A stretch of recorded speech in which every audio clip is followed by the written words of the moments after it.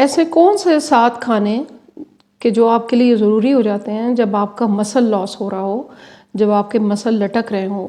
Sugar के मरीज़ों के साथ अक्सर ये शिकायत आती है कि जी हमारा वज़न कम हो गया और हमारी स्किन ढलकने लगी है, हमारे मसल्स जो हैं वो वीक होकर लटक रहे हैं। तो आज की वीडियो बहुत इम्पॉर्टेंट कि शुगर के मर्ज़ के साथ जब आपके ये प्रॉब्लम आने लगे कि मसल लॉस हो रहा है, तो हम कौन सी ऐसी 7 खुराकें हैं जिनको लेना आपके लिए ज़रूरी होता है ताकि आपका मसल जो है वो दोबारा से ग्रो कर सके, उसके अंदर वो ताकत आ सके। क्योंकि मसल्स जो हैं वो आपके बोन को सपोर्ट कर रहे होते हैं, आपकी हड्डियों को सपोर्ट देते हैं। अगर आपका मसल वीक होता चला जाता है तो हड्डियाँ फिर और ज़्यादा, जोड़ आपके ख़ास तौर पे कमज़ोर होने लगते हैं।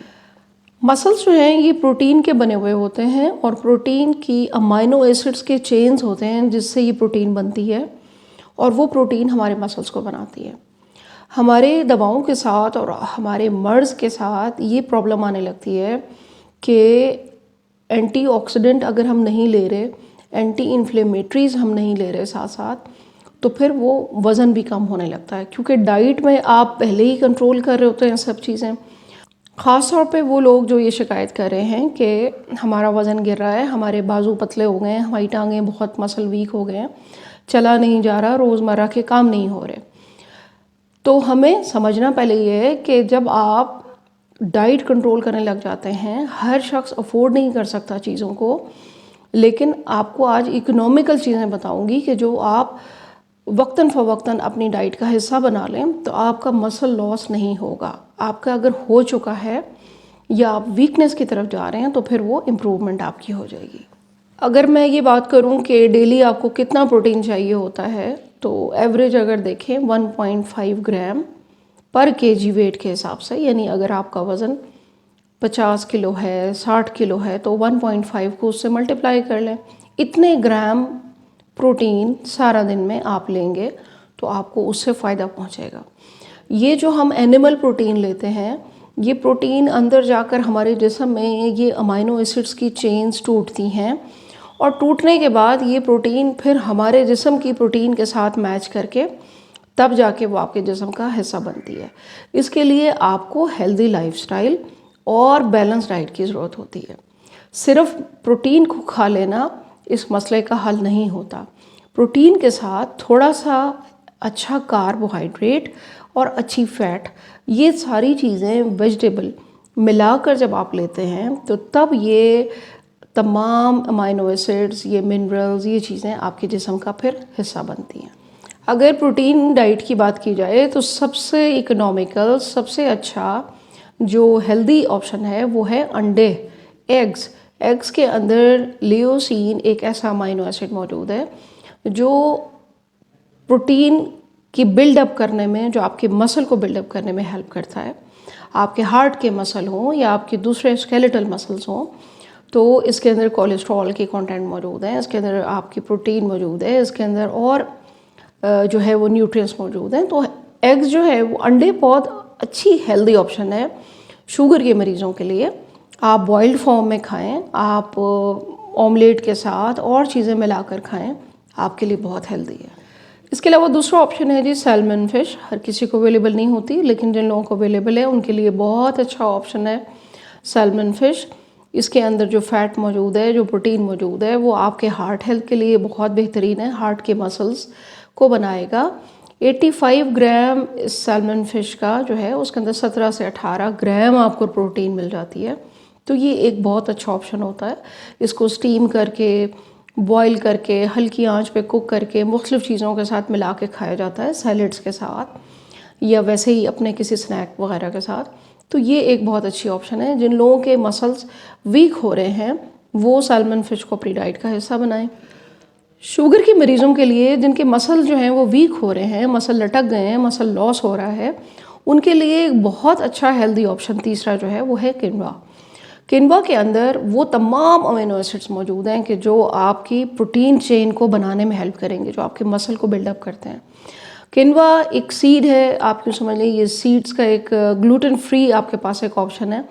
इसको बॉईल करके सलाद में शामिल करें, इसको पीस लें, इसकी रोटी बना लें, इसको और खानों में शामिल कर लें। इसकी खिचड़ी बनती है बहुत अच्छी, वो इस्तेमाल करें। तो ग्लूटेन फ्री है, ग्लाइसेमिक इंडेक्स कम है और आयरन रिच है। आपकी बॉडी में चूँकि खून आपके जिस्म के अंदर ऑक्सीजन फैला रहा है हर जगह पर, तो खून के अंदर ये ऑक्सीजन लेवल को इम्प्रूव करेगा, क्योंकि इसके अंदर आयरन रिच है, जिंक है, मिनरल्स हैं, B6 है। तो किनवा बहुत अच्छी जो है वो ऑप्शन है आपके मसल्स को रीग्रोथ करने में, आपके मसल्स की ताकत के लिए। तो जिन लोगों के अभी वीक नहीं हुए हैं मसल्स, तो किनवा को आप अपनी डाइट का हिस्सा बना लें। डेली नहीं खा सकते तो आप वीक में 2-3 बार इसको अपनी डाइट का हिस्सा बनाएं।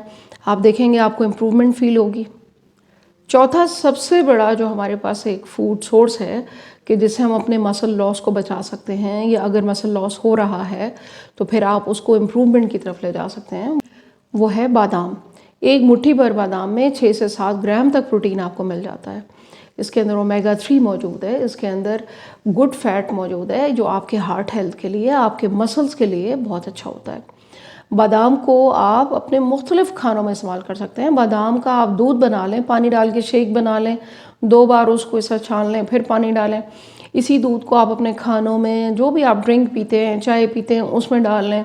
इसी दूध से आप दही बना लें। इसका दही जो होगा वो भी आपके लिए बहुत अच्छा होगा, आपके मसल्स को स्ट्रॉन्ग करेगा और जो वीकनेस आ रही है उसको बेहतर करेगा।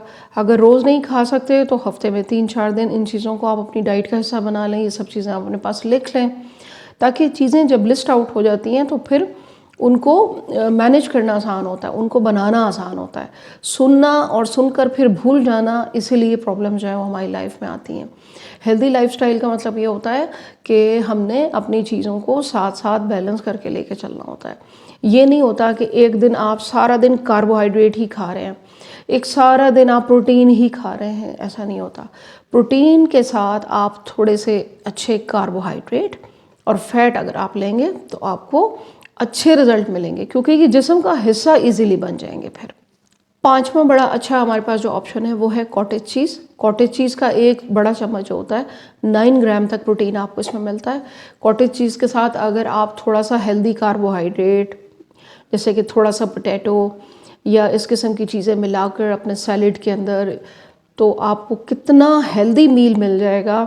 सैलेड बना के थोड़े से चने, थोड़ा सा कॉटेज चीज़, बहुत अच्छी बात है। सब्ज़ी में डालें, आप अपनी रोटी के साथ खा सकते हैं अगर आप रोटी पसंद करते हैं थोड़ी बहुत दिन में किसी टाइम। तो मैं इसलिए कहती हूँ कि डाइट को बैलेंस कर लें, ताकि बीमारी के साथ जो बुरे असरात जुड़े हुए हैं ना, बीमारी के जो साइड इफ़ेक्ट्स जुड़े हुए हैं, जो गुर्दों के, जो हड्डियों के, मसल्स के, दिमाग के, आँखों के, वो ना हो। और अपनी शुगर आप आराम से रिवर्स भी कर लें और ये चीज़ें आप अपने डाइट में इस्तेमाल करें। छठा बहुत ही इम्पॉर्टेंट जो एक इसका आप यूँ समझे फूड सोर्स है वो है रेड मीट, लीन बीफ जिसको कहते हैं, यानी चर्बी से पाक हो, साफ़ सुथरा हो। आप रेड मीट लें, अगर आपको अच्छा बीफ मिल जाता है तो वो ले लें, वरना मटन का इस्तेमाल ज़रूर कर लें। 100 ग्राम में 27 ग्राम आपको प्रोटीन मिलता है। उसको अच्छी तरह आप साफ़ करें, हाइजीनिकली आप उसको पकाएं। इसका मतलब ये नहीं है कि आप बाहर के बारबेक्यूज़ खाएं गंदे ऑयल के बने हुए, आप घर में तैयार करवाएं उसको। और अगर आप डेली नहीं खा सकते तो हफ्ते में 3-4 बार आप अपनी डाइट का इसको हिस्सा बनाएं, ताकि ये वो प्रोटीन है कि जो आपके मसल्स को बड़ी जल्दी रीग्रो करेगी और आपके इससे आपको और विटामिन भी मिलेंगे और चीज़ें भी मिलेंगी, मिनरल्स मिलेंगे।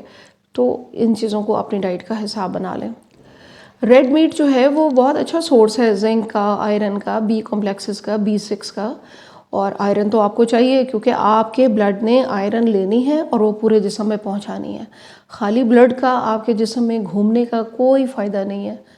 ब्लड का फ़ायदा तभी है जब उसके अंदर आयरन के कंटेंट अच्छे होंगे, ताकि आयरन होगी तो ऑक्सीजन आपके ब्लड के अंदर एब्जॉर्ब होगी और वो ऑक्सीजन आपके जिस्म के मुख्तलिफ सेल्स को जहाँ जहाँ चाहिए वो सेल्स आपके परफॉर्म करेंगे। अब वो सेल्स आपके लबलबे के भी हैं, वो आपके जिगर के भी हैं, वो आपके दिल के भी हैं, वो आपके आंतों के भी हैं। पूरे जिस्म के अंदर जो है वो बॉडी बनी सेल से है। तो इसीलिए मैं हमेशा ज़ोर ये देती हूँ कि डाइट महंगी ना लें, बेशक आप इकोनॉमिकल डाइट लें जो आपकी जेब इजाज़त देती है, लेकिन एक बार उसको आप लिख लें। जब आप लिख लेंगे तो फिर आपके लिए आसानी होगी कि कौन सी चीज़ लेनी जो है वो मेरे लिए बेहतर है किस टाइम पे। सातवीं सबसे इम्पॉर्टेंट, और आप सब जानते हैं, लेग्यूम्स, दालें, लोबियाज़ हैं, जितने भी लोबिया हैं, जितनी भी दालें हैं, मूंग है, छिलकों वाली मूंग है या बग़ैर छिलकों वाली मूंग है, ये दालें हैं, इनको अपनी डाइट, क्योंकि इनके अंदर जो प्रोटीन मौजूद है ये प्लांट प्रोटीन है, ये डाइजेस्ट भी अच्छी तरह होगी, ये आपके जिस्म का हिस्सा भी अच्छी तरह बनेगी। इससे आपको जिंक भी मिलेगा, बी कॉम्प्लेक्सेस भी मिलेंगे, इसमें आयरन भी होता है वो भी मिलेगा। अच्छा, दालों को आप सूप की शक्ल में, कबाब की शक्ल में, दालों को मुख्तलिफ़ तरीके से आप इस्तेमाल कर सकते हैं। रोटी का कॉन्सेप्ट हमने जो बनाया हुआ है कि रोटी सिर्फ क्या आटे की ही बनती है, रोटी तो भाई किसी चीज़ की भी बना लें आप। अगर आप दालों को पीस के रख लेते हैं, मिसाल के तौर पर जो आपकी पसंदीदा दाल है, उसमें दाल माश और चना आपने हटा देना है, क्योंकि ये शुगर कंटेंट आपका बढ़ा सकता है, sugar level, blood sugar level. मसूर की दाल हो गई, मूंग की दाल हो गई, इनको आप पीस सकते हैं, और पीसने के बाद आप इनको 1 चम्मच अपना जो आपका होल व्हीट है यानी गंदम छिलकों वाली, वो मिलाकर आप उससे रोटी बना सकते हैं। आप इसके अंदर वेजिटेबल ऐड कर सकते हैं, आप इसके अंदर कॉटेज चीज़ ऐड कर सकते हैं। तो ये प्रोटीन है, और ये प्रोटीन हमें क्यों चाहिए होती है? इसलिए कि हम अंधाधुंध वही खा रहे होते हैं जो हमारे किचन में बन रहा होता है।